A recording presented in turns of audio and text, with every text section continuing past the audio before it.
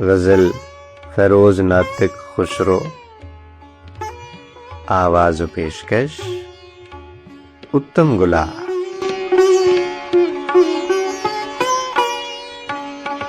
پونم کا چاند، چاند کا حالا فریم سے، باہر تھا اس کے کان کا بالا فریم سے۔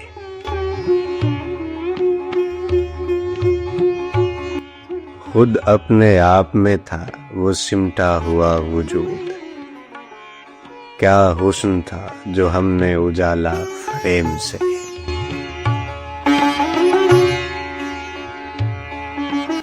چہرے کے گرد تھا میرے ہاتھوں کا حاشیہ، ڈر تھا درک نہ جائے سنبھالا فریم سے۔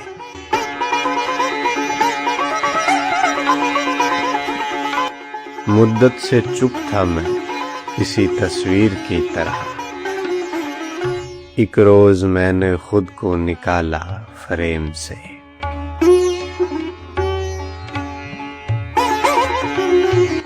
خسرو ہوں کائنات کے اس چوکھٹے میں خوش، مجھ کو غرض نہیں کسی اعلیٰ فریم سے۔